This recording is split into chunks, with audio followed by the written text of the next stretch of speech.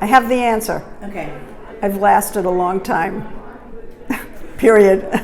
But what's the secret? Like, what have you done? What do you surviving. share with everyone? That's it. That's the secret. Just survive. Actually, the secret is I love what I do. It's not original. I love what I do, and I'm enthusiastic about really every single story I've done at 60 Minutes.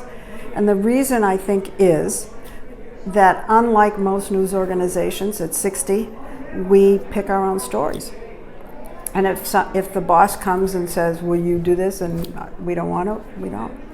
So we are committed to every single story. I love every story. They're my little children.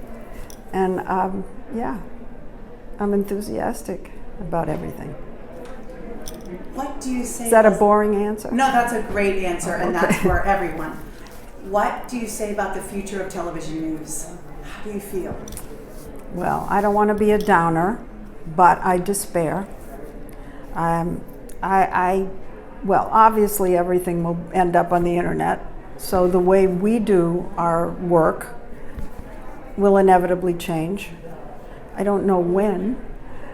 I remember how many years ago, gosh, let's go back 15 years, and I asked Barry Diller if he thought I should leave my job and go do something on the web, because it was clear that's where everything was going.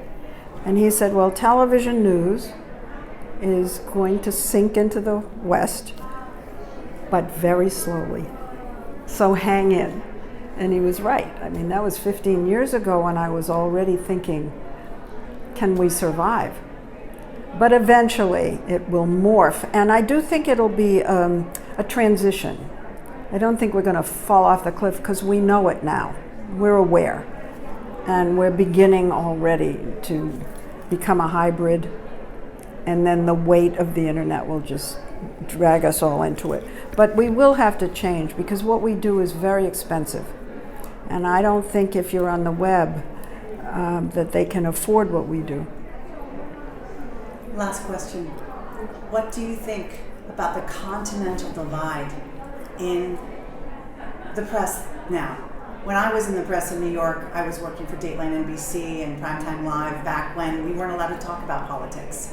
And then came Roger Ailes, and then came Fox. And then this division and opinions are now facts. What do you think about this division, and how can we try to change that? Well, how do you change? It's like the whole country. Everybody's divided. In terms of the press, something happened somewhere in the last couple of decades where media, we all became media. And so Rush Limbaugh's media, and I'm media, and Joe Scarborough's media, and Lester Holt is media. The press, the mainstream press, the reporters who do what you did when you were at NBC, are in that salad bowl. And unfortunately, we've all been tainted with the idea that we're all opinionated, even though we may not be. We may be forced to be in the end when we all get onto the internet eventually. It may just go in that direction. But if you're still mainstream, maybe we're old-fashioned, but if you are the way we are, it becomes very difficult because we have a label on us. We're media. It hurts. Do you think that you're biased? No.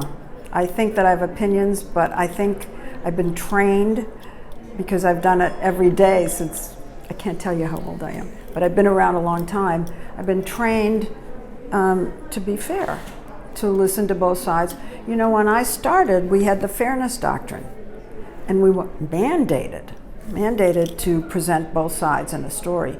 We're not mandated anymore, but it's a muscle and we use it. So I don't think I'm biased. Now, what's the perception out there? I promise you the perception is that I am. And I know that that's true. I know that our credibility has been shredded. And while Donald Trump went a long way to make those tears, he didn't start it.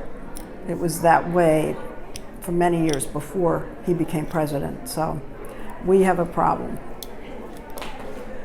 Thank you very much, Lesley Stahl. Okay. We will